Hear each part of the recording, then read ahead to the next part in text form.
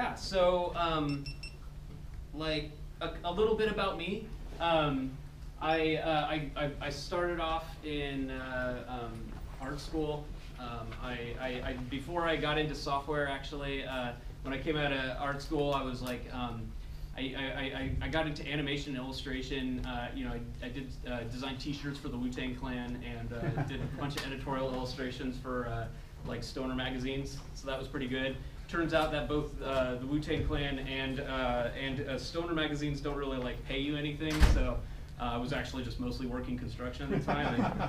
And I was like, I need to come up with something more. So then I had the brilliant idea of maybe like working in film. I wrote and directed a feature-length independent film, got it financed, toured it around the country.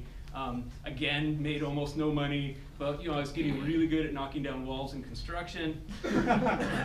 So, of course, I did the next logical thing, which was I got into video games, because I apparently was just going from like slacker world to slacker world and trying my hand at each one of them. So I started off as a 3D artist and concept artist, and then I kind of rattled around in the indie scene before I wound up at Microsoft. I didn't actually start on the Xbox, but the Xbox 360, I was on sort of the original team that was coming up with Xbox Live Arcade. So I worked on a lot of the very first downloadable games for the Xbox. It was funny, actually. I was just thinking about it when I was thinking back, and it was like, everybody in the halls was like, what if like the video game didn't require a disc? Then what? You know, and that was like the big crazy outside of the box thinking that we were doing 10 years ago. Yeah, so worked on a bunch of Xbox Live Arcade games. Kind of over that period of time, made a transition to design. And then I wound up on an incubation team, and we were like playing with a depth camera that was brought to us by some like Israeli intelligence dudes, and I got to got kind of the privilege to like work and invent some of the very first games for the Kinect. Ended up starting a studio inside of Microsoft called Good Science, and we shipped Kinect Adventures, which was the pack-in title. That was kind of cool. It sold 24 million copies, so we outsold like Halo and stuff.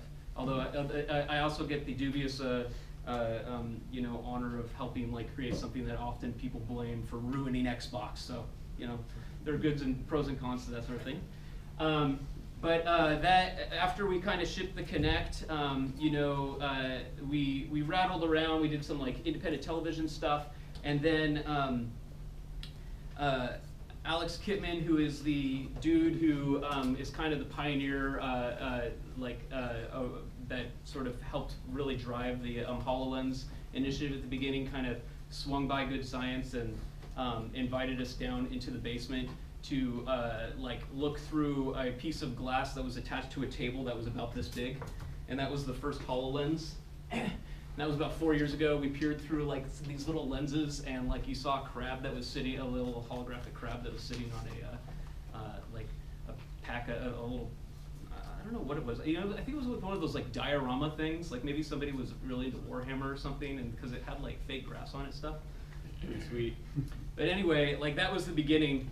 So for the last 4 years, I've basically been like living in the basement of Microsoft, playing with holograms, and that is what I'm here to talk to you guys about.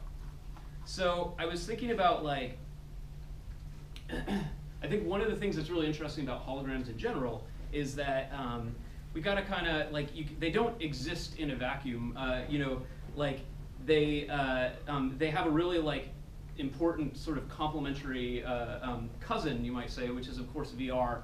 And I think it's just good whenever you're sort of starting out talking about holograms, that you start by kind of understanding like what are the pros, cons, and differences between VR and sort of holographic development. And so VR is amazing. I love VR. Like it's like a huge hobby of mine, and it's super fun. But I think like the really principal difference between VR and holograms is that with VR you're basically like in a sensory replacement experience, right? Like you've got these big old like cans on your ears, you got like a blindfold over your eyes, like the whole entire world, the whole experience is designed to just transport you to someplace else. And then in contrast, the HoloLens is really optimized for everything kind of happening in the world, right? So it's got no cord. The audio actually doesn't occlude your ears, so what it does is it casts the audio into the room, and the three-dimensional audio is a really powerful component to the experience, but it doesn't occlude either, so we can have like a naturally collaborative experience, for instance, when you have sort of a mixed audio experience, where I can kind of like listen to something and then actually also talk. And then, of course, probably the most important piece of the puzzle there is that it's got an additive display. But you know, that additive display comes with lots of sort of like trade-offs and interesting technical challenges. And the biggest one from a technology standpoint, I think, is really like figuring out, there's this huge mountain that we have to climb to essentially marry the virtual and the real, and that because that marriage doesn't have to happen as much in VR as it does with holograms. So we put out a video about a year ago that kind of goes over the quick making of, and I thought, like, I was looking at it last night. I was like, yeah, this is actually a pretty good little like summary of like what that sort of technical journey is. So I love showing videos, so I'll go ahead and roll this video real quick. The hardware allows us to take these visions, these ideas about these new products, and make it all real. Imagine a computer that allows you to put your images anywhere, and you can interact with things as a combination of the real world and holograms. You have a bunch of different systems that need to come together in one big symphony.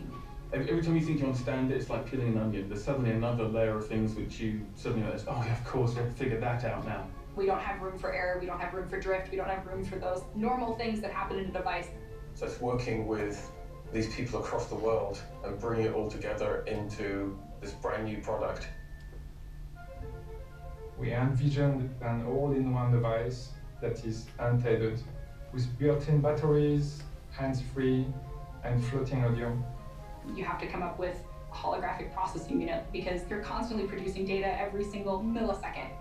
Why the lens is so complex, while it looks very simple and pure, it needs to accommodate so many requirements to see progressive content.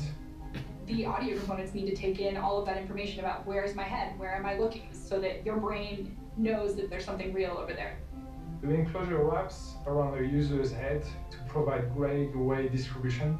We have so many sensors on this product. To read all those in real time and to do that in a very power efficient way requires the power of what they developed with the new version of Windows. We need to get the hardware just right so that we can sort of unleash that creativity in the world. I think we have great ideas. I think when we get it out to developers, we're going to get hundreds of great ideas. We want to get it out to people and show them, hey, this is real and this actually works. Now, let's see what you can do with it.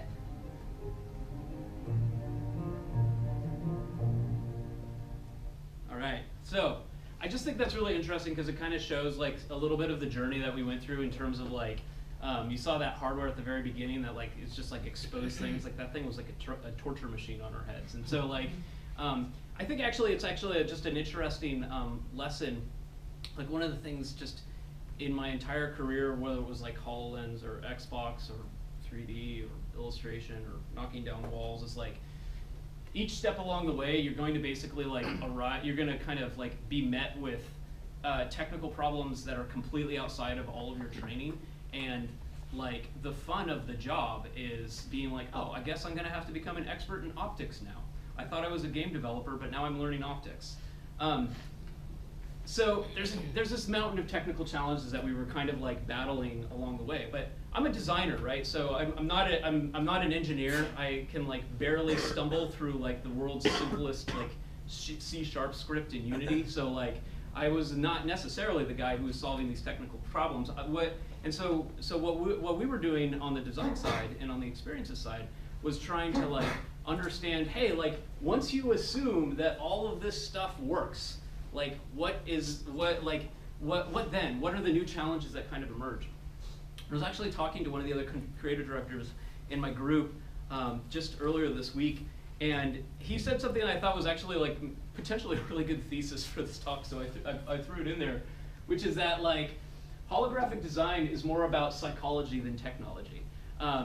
Like the interesting thing that happens once you start working with the design is that like it becomes like to build something that like people are going to be able to immediately understand and engage, they have to believe that the holograms are real. And so like as content creators, like the challenge becomes how do you convince them that they're real? And of course, there are all sorts of things that are like obvious, like, hey, the frame rate's gotta be at 120 hertz. Of course, because like otherwise we sort of just reject that. Hey, tracking has gotta be really, really solid. Yes, that's true too. You know, but then there are like all sorts of things that like don't really have a technical solution to them. And often, because we come from such a technological solution background, we will often try to solve that problem from a technological perspective before realizing that it's actually a psychological solution. So let me give you an example. Like, let's start. We got like this is our physical real world table. Like when we first started working with HoloLens, we were just dealing with the world's simplest problem, right? Like place a hologram. And so it's interesting, right? Because like when you place a hologram in space, like one of the first things that you'll notice is that if you move around it, which you will naturally do because you're like, holy Toledo, there's a hologram on the table. Like, I gotta check this out. So you're gonna like walk around and you'll be like, oh my gosh, it's really there and the technology seems to actually work. And it will feel very 3D and very real. And then you'll maybe like walk back over to your desk and you'll sit down and you'll want to like make a tweak to whatever you're doing. That's one of the workflows that we actually ended up finding was like really, really big was the HoloLens just lives on your forehead and like slides up and down and you work on your PC and the HoloLens simultaneously. But the interesting thing is that when you look then back at, you know, the hologram sitting on the table from a seated position, it suddenly looks like it's not on the table anymore. Like, you don't quite understand why, but it just doesn't look 3D anymore. It looks like it's almost just like stamped on top of the table. And it's like, well, that's weird. Like, it felt so real and so immersive before. Well, it turns out that like you're actually getting a whole bunch of natural human cues when you were walking around it in terms of like this object was sort of like parallaxing and moving in relationship to the table, and your brain was kind of naturally saying like, I've decided to accept this as a physical object and just fill in all the blanks for you. When you sit down, you're no longer getting a lot of those cues. And so we said, okay, well, we can solve this, no problem. You know what it is? It's that the lighting of the hologram here doesn't actually match the lighting of the room. So, you know, the first solution we went to was like, hey, I know what we'll do. We're gonna actually sample all the light sources in the room. We'll build sort of a lighting model and a sphere of the room. And then we can like use that to kind of dynamically light the cylinder in a way that feels like it matches the room more naturally. And so that's what we did, right? We actually tested this out and got it working. It's super cool, right? Like all of a sudden that warm light is illuminating the edge of the cylinder in a way that looks kind of warm. But it actually didn't solve the problem of like placing that cylinder on the table. The cylinder still seemed to kind of be like abstractly placed relative to the table. And so then the next thing that we tried was kind of like the inverse of it, right? So what we were doing up to this point was we have to understand the room. Our tech needs to get better so we can understand the room so that we can like enforce like reality on the holograms. And what we realized is that actually like sometimes the solution is to force holograms on reality, and that will actually reinforce like the overall reality of it. So what we did is we projected a holographic pool of light. This ends up being like a huge tool that we use like with holograms all the time. Is that you just create like you just create a pool of light on a real world surface. You take sort of the surface, the SR. You project like some light onto that surface, and then you know maybe throw in some sweet God rays, not for any real practical reason, just because it's cool. And what this does is, it was really interesting because what we thought was going to happen was like, well, but you know, these God rays and this pool of light, they don't really come from the same direction. Like, it's a naive solution. It has no idea where the actual light source is, right? And yet, the reality is that people don't really understand where light comes from. Like, we don't walk into a room and sort of like intuitively go like, oh yeah, there's a light source over there, and that's why my shadow is moving across the table like this. Like, we essentially just accept that light is scattering and bouncing off of everything everywhere. And so if there's like a mysterious light source that's suddenly dumping light onto the table, like users don't even realize that it's holographic. And you know, because it's an additive display, one of like the big problems before was that like I can't draw a shadow, right? I can't darken pixels.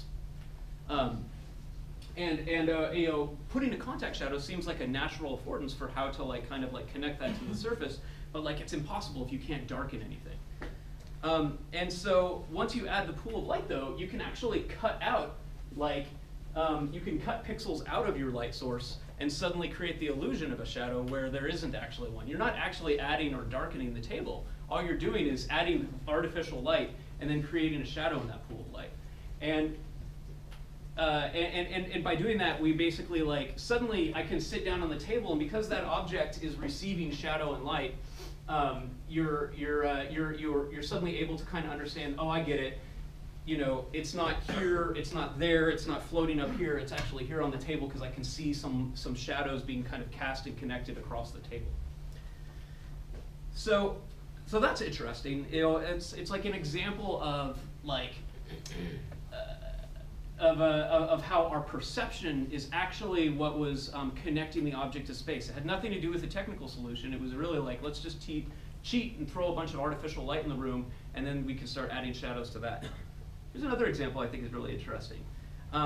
So like one thing that will often happen is that you want to like put a hologram, you've got a hologram that's maybe bigger than the room.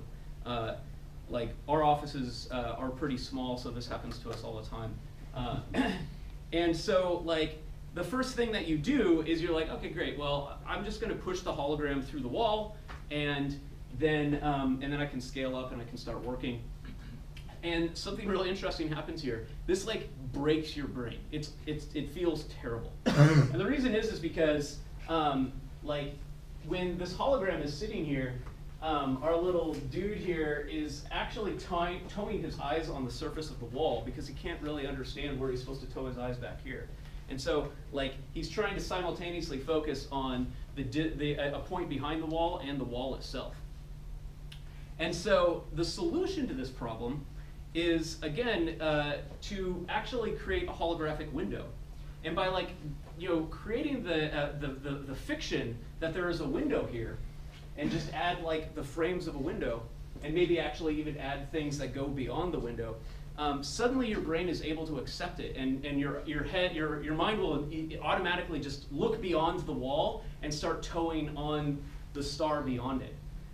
And so those are just like two examples of how like perception, like when we were just first getting in there and sort of messing with things, we started to discover like, holy crap, like perception is going to be a really big part of how people engage with these things. And also like this intersection with the real world is a really meaty and interesting and unique design problem that we got to get after.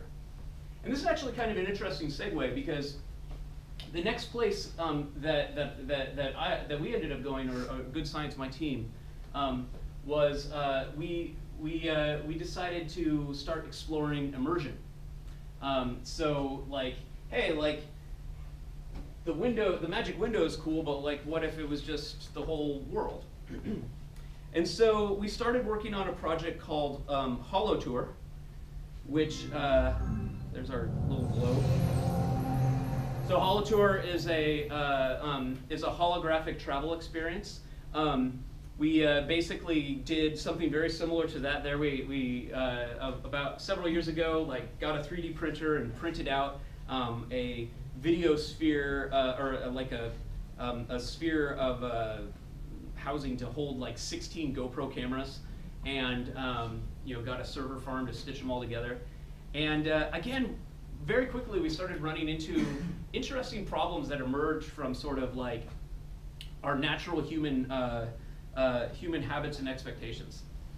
So, for instance, where we started was, okay, we want to create the most immersive VR experience possible on the HoloLens. So what we're going to do is we're going to build this super awesome rig that's actually going to capture the sphere in stereo.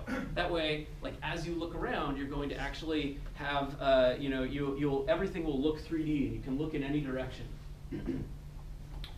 And it was cool, but like what we actually discovered was that for the HoloLens, we ran into very quickly like one of the limits, which was that the FOV is a lot narrower on the HoloLens, right? And so not only do you feel like you're not necessarily getting the full panoramic experience you might get in a sort of VR experience, but you also are not really taking advantage of what the HoloLens really brings to this equation, which is the fact that it has no cable. And that, what we did after that is we said, okay, like, let's go back to the drawing room. What's the really important piece of the puzzle here in terms of making you feel that immersion? And what we decided was it was less about seeing the 3D like accurately and more the feeling of being able to walk around inside of a virtual environment. And so we went back out. We actually flew down to San Francisco and captured a bunch of stuff around the Golden Gate Bridge. And this time we captured a higher resolution but mono video sphere. But then we did photogrammetry around all of the near space environment, so that like within 10 meters of sort of the origin point of a VR space, you were actually seeing all 3D content. And what that did was it made it so that like you could actually kind of walk around, and suddenly you could walk through the space. You could like get down low and actually see the objects that were near you parallax, and you sort of relieved that feeling that we got when we first started. That was like my head's in a vice, right? Like you might have done VR video experiences before where you're looking around and it feels really good, and then you like lean into your chair a little bit, and all of a sudden it just feels like the whole world just slid with you. So if the entire near space is actually three-dimensional, then like I can kind of be a hand talker like I am, like moving around and Ansley moving around, like bouncing around up here, and still sort of see the space in a way that's going to feel natural and doesn't make me feel sick. It really makes me feel like I'm there in more. And the other thing that was interesting about it was, what we didn't expect was that we kind of intuitively, human beings, and I don't understand the science entirely, but we are really good at kind of holding a three-dimensional map of our near space in our heads. And so one of the things that happened that I didn't expect was you put on the HoloLens and you walk around in this immersive space, and people are like, wow, I can't believe how immersive this is. Like I can look around, I can look under things and stuff. And they're walking around, they're exploring, they're enjoying the panorama. And then I say, hey, did you realize that you walked around the table? Did you notice that like as you were like going to look underneath the Golden Gate Bridge, you circumvented the couch or peered around the door jamb without slamming your face into it? And people don't realize it. They're somehow able to like kind of hold the physical world in their mind and the virtual world simultaneously on top of each other. And because like that near space geo is actually kind of giving you those same cues that the real world is giving you, you're also able to kind of hold the space in your head more easily. So like one of the things that's really hard with VR in general, I think, is just like holding in your head like everything that is around you that is not what you're currently looking at. And what we found is that by making it three-dimensional, you're no longer like kind of trying to hold a two-dimensional plane in your head, and you're actually like building an experience that better matches the way that we've kind of like evolved as human beings. Another thing that I think is really interesting about HoloTour that I learned that was really interesting as well is like the spatial audio really like completes the scene. Like it's amazing how if you want to essentially with holograms, they're a very, very visual medium, and so you often will over focus on it. But I can't tell you how many times people will come out of the HoloTour experience and say, holy cow, like the audio was amazing, and I think it's because it completes the scene, and it's a huge part of what makes you feel like you're really there. There's some near space geo. We went to Peru and we like captured this like river and stuff. And back here is actually the video, so you could actually peer over the edge of the bridge and see water running underneath the bridge, and that was all in video. But then the stuff up close was all captured using photogrammetry, so it looks really realistic and kind of seamless.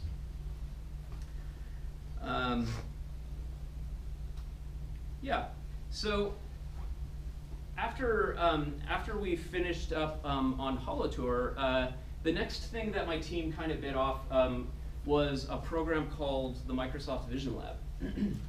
So the Microsoft Vision Lab is really different. So like I came from a entertainment and sort of an entertainment and games background, and HoloTour was really very much sort of in that entertainment space. But the next place we wanted to really move and think about for the HoloLens was how can the HoloLens impact businesses and transform the way people conduct their business. And so I've actually over the last, I don't know, 18 months been working with the Vision Lab project, and it's a really fun program as a designer because we essentially have these like 2-week or 12-week engagements that we get with essentially every single major industry you can imagine. So major automotive companies, medical companies, education institutions, security specialists, filmmakers, toy manufacturers, you name it. We basically got to sit down with their crazy oddballs, futurists and technologists at all of those companies and sort of envision how HoloLens could potentially have an impact in their business. And we learned some pretty interesting things. Now, it's interesting to talk about Vision Lab because it is a much more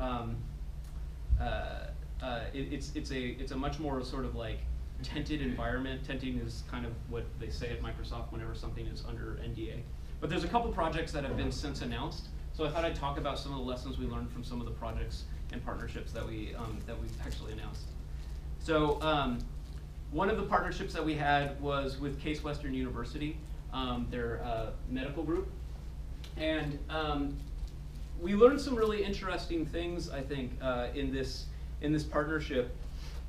One of them being that I guess it should seem kind of obvious, but it wasn't actually obvious to me, I think, because I was so enamored with all of the technology and everything that the HoloLens or VR can do. You sort of like sometimes can lose focus on like what is like the fundamental magic and value of the product.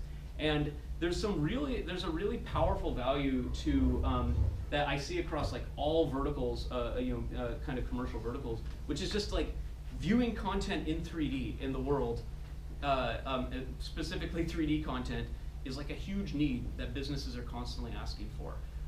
And the reason that it's such a powerful thing is because if you think about it, when you go into like AutoCAD or something like that, or actually a first-person shooter, if you've ever just watched someone who's not familiar with first-person shooters try to wander around and they just point the camera at the ceiling and walk into a wall, right? Like it's the same thing. It's the same thing with AutoCAD or any sort of other 3D program. Translation and moving around in 3D space in a virtual environment is very, very hard, and yet with a head-mounted display and no tether, and when it's placed on the room and we do all the work that convinces you that that's a real object, there's like no training required at all. And so suddenly like a student or an architect or whatever can all kind of gather around a 3D model that they've always had, and they've always had to gather around these 3D models and kind of like understand, remove the abstraction layer that you kind of get sometimes when you're working with commercial partners otherwise. So the other thing that came out of the Case Western partnership that I thought was really interesting was working on multi-lens experiences. So there's a funny thing. So I'm constantly conscious of it. In fact, I was just conscious of it earlier when I was talking about our like hypothetical cylinder over here on this table, which is that when you see somebody who is wearing a HoloLens, they look like crazy people. They're like, oh, wow, it's cool. Like, it's literally this, right? Like, I'm not actually seeing something, but I'm acting like I am. it's interesting, right? It's essentially like a hallucination machine, like a targeted hallucination machine. The surprising thing that I did not expect when you put multiple HoloLens on people's heads and they're all seeing the same thing is that if you are not wearing a HoloLens, you become the crazy person in the room. And you're like super conscious of it, right? Like there will be everybody's over here like pointing at the floating the floating bone, and they're like, oh, it's really interesting how this like fracture point is whatever, and you're just in like a colorless, pointless world off to the side, like being like, I feel crazy. Like they're over there looking at this stuff and I can't see it. So it's just one of those interesting things. It's like a social dynamic thing where one person with a HoloLens is a crazy person. 4 people with a HoloLens, you're the crazy person. So I just thought that was an interesting kind of another example of sort of how our human psychology is really what ends up shaping the experience just as much or more than the tech. So another project that we did was we were working a lot with companies that were doing things with the Internet of Things. And last year when we were coming up on the build, on our build conference, which is Microsoft's sort of developer conference that we put on every year, we needed to showcase something with the HoloLens. So we ended up building in partnership with several other people in the Internet of Things group a MakerBot that was augmented with a holographic UI. And it was interesting because we learned a ton from this effort. Like one, it was just really fun and interesting to kind of grapple with the challenge of attaching a hologram to a real world object that was moving. That's why we've got these LEDs on here. That was actually to sort of register the position. And the little tiny robot would kind of move around. But there was actually like a really powerful multiplying effect that ends up being a super valuable scenario for businesses, which is that when it actually is kind of pointless that we have like, say, light switches on walls, or that I have to pull out my phone to tune my really anything that is Internet of Things, my thermostat, right? Like that's an abstraction layer that just shouldn't exist. And with something like the with a sort of mixed reality holographic interface, you can just like look at the light. You can look at the light instead of a light switch. Like light switch is making sense. Let me just look at the light and say off or click it or whatever, right? By being able to sort of place UI in context of the world, you're actually able to make a more seamless experience and allow people to kind of like be more effective. And so there's a lot of excitement when we talk to our commercial partners about the possibility of doing something there. Another thing that kind of emerged from this sort of Internet of Things exploration was the notion of really like what commercial businesses could really benefit from is heads-up, hands-free design. It's like one of the really unique things is that there's lots of data that I need to have access to in the world, but like ultimately I'm still doing something physical and real. It's actually one of, I think, the fundamental differences between VR and sort of holographic design is that you have to, is that we can kind of empower you to go and do real world things still. So we've got our lady here working on the Volvo factory floor, getting a little extra data. But the important piece of it is that like today, that all of that information lives on a tablet, and now we can suddenly kind of like place it just in a. I don't know if that's the perfect placement because it looks like she can't see what she's doing, but it allows you to have that access to that content while you're still kind of moving things around. And I don't have any like pretty pictures for this, but I just a few other things that kind of been rattling around my head last night when I was putting this together that I thought I'd share about just UI and FOV in general. Is that because the HoloLens is an experience where you're fundamentally walking around a lot, like it's optimized for movement. And it's really like if you're building a HoloLens experience, you should really think about taking advantage of it because it's one of the things that's different from working in VR. But what that means is like you build if I build a UI for that light as a holographic light switch, let's say, I can make it like a ½ meter wide because I know it's up on the ceiling. But then the problem is that because I can walk around, I can like get close to the light switch and I can like look at it here, and suddenly I'm only a meter away from the light switch, and suddenly it's gigantic, and my FOV can't actually contain my light switch. And so what really happens, I think, is that there's a couple ways that you can kind of mitigate this issue. The first thing that we discovered whenever we tell stories in holograms or we build UIs is we started giving ourselves a little kind of rule of thumb, which was, hey, let's optimize these experiences for distances. So we would say, for instance, like, hey, if you're going to be a meter away from a hologram should probably fit in a shoebox. Like, that's about the right size. It's going to feel comfortable to look at that thing. Now, it's going to feel really small if you're 10 meters away. But at 1 meter, like, that's about the size that a hologram should be in order to be able to view it comfortably. Similarly, another really common scenario is looking at holograms that are about 3 meters away. Let's say placing something in the room. Now you get to go up to mini fridge size. So, and then if you want to do something like a car, you're going to actually have to get back about 10 meters in order to kind of see the entire thing. So that gives you kind of a good rule of thumb on that. But it doesn't completely solve the problem because obviously people are moving around. And so then the solution you will immediately arrive at is that, oh, no problem, this is like digital stuffs. So I will make it automatically scale or rotate or move to accommodate my position in the room. And you are on the right track there. What I would just say is that be careful about that, because one of the things that we were just talking about was that by placing these holograms in the world and making them behave like physical objects, that's what allows us to kind of maintain that sort of extended understanding of the holographic environment. And when you start scaling and moving things dynamically based on your position, like all relationship to like your holographic content loses all its relationship to the environment. The best solution that we found is to make those adjustments happen very, very, very, very slow, or make them happen off when the user looks away. So, and it's funny too, because when you test this easing, say you're inside a Unity and you're like putting in tuning variables, you'll move the mouse around and you'll be like, oh yeah, dude, this thing is moving slow. It's perfect. But then when you put it on your head, you'll realize that you can't even perceive the easing because our heads move so much slower than a mouse look. So that's just one of those interesting things. But yeah, I kind of actually like to try to force myself not to fall back on this. Obviously, you have to sometimes, but I think it's a really interesting challenge to like really make your UIs and your experiences like operate in a more physical way.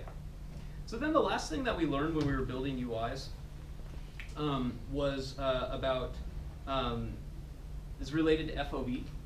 So like the dreaded floating rectangle, right? Like my FOV is, I don't know, like a postage stamp out in front of me or whatever, and it goes wherever I am. If I get too close to a hologram, then I stop to lose any sense of form for that object, and it just becomes an arbitrary floating object. And actually, I can't even see the stereo anymore because the stereoscopic effect really requires a silhouette in order for you to kind of perceive it effectively. And so, like the floating rectangle is not the best. But through a whole bunch of testing with lots of different UIs, one of the things that we found is that there are like some good best practices. So you don't have to avoid entirely like penetrating the edge of the FOV frame. But like if you penetrate, say, 2 edges of the frame, you're going to be actually in pretty good shape. People are going to be able to complete that. They're going to be able to follow it. I'm just looking at this now and realizing that I did a vertical. We've actually found that it's more comfortable to do horizontal oriented UIs that are placed at eyeline versus vertical ones, which is interesting because obviously, our phones are inherently vertical. We view them vertically, but in a HoloLens, with any HMD, you're really more focusing on placing things at eyeline. And then, good question. Yeah. Do you think that's because of the FOV, or is that just another? I think it's actually just more of a human biomechanics issue. I think it's just like we're better at like surveying the savannah for predators, and we're not as good at looking for predators up there and down there. Yeah, when you look up and down, you get off balance, right? Because your head weight starts moving your center of gravity. Interesting. So that's another reason why it may feel disoriented.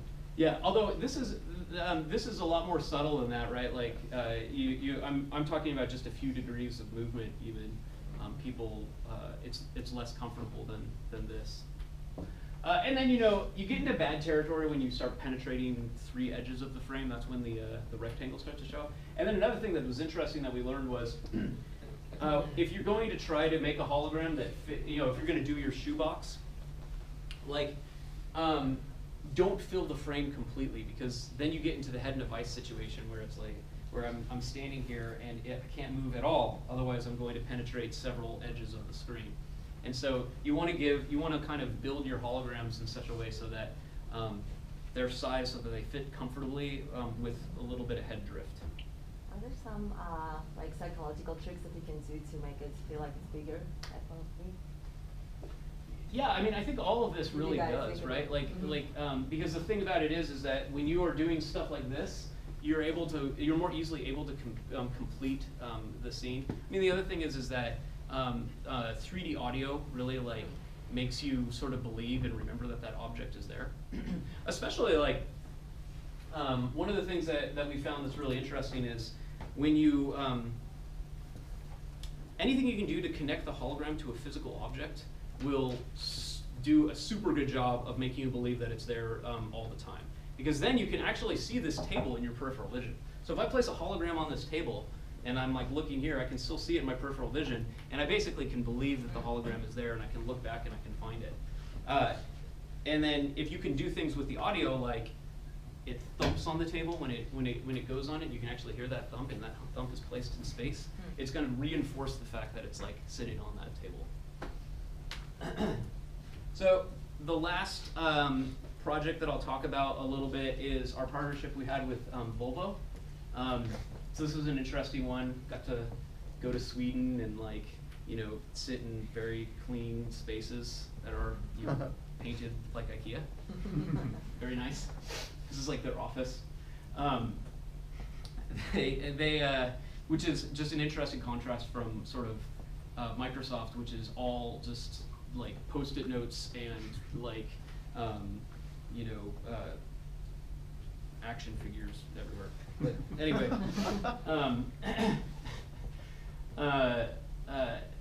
so one of the things that I think is just really interesting here is that the car is or one of the big values that businesses got out of something like this was that you could essentially take a car and transport it to someplace else, and that ended up being a really huge value. The idea that suddenly as a car salesman I could go anywhere and pitch the car and allow you to sit inside of it and experience it in that way ends up being a really big value that cuts again across a lot of verticals. The other thing I think is really interesting is that people respect holograms in this really weird way, right? You put a big holographic car in a room, and people will walk around it. They won't walk through it. And if you invite them to sit, one of the things that we did with this car is we actually put a chair down, and you could click the door and it would swing open, and then they would sit down in the car and they could see the interior. And the funny thing was like people would watch their head as they got into the holographic car. They would be like, oh wow, this is really cool. Yeah, so anyway, I just think it's really interesting. When you do it right, people start to behave in all sorts of interesting ways. We even found that designing holographic UIs that are based on physical things, like if you build a holographic table that is a square, people are less likely to walk around it and view it from all angles than if you build a holographic table that is a cylinder. So that's the basics of what I wanted to talk to you guys about. I mean, I think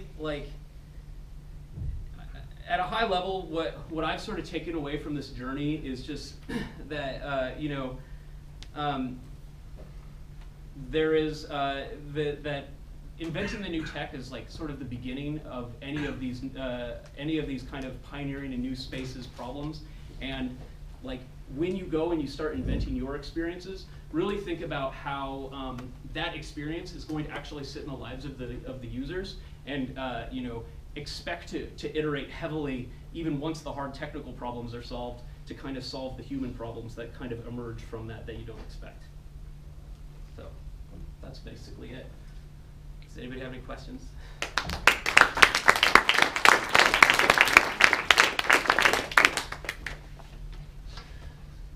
So yeah, you mentioned a lot about like working with the FOV and stuff like that. Is it likely that that will increase in the future, or is that something that is around to stay?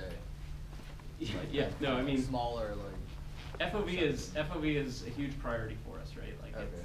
it's a.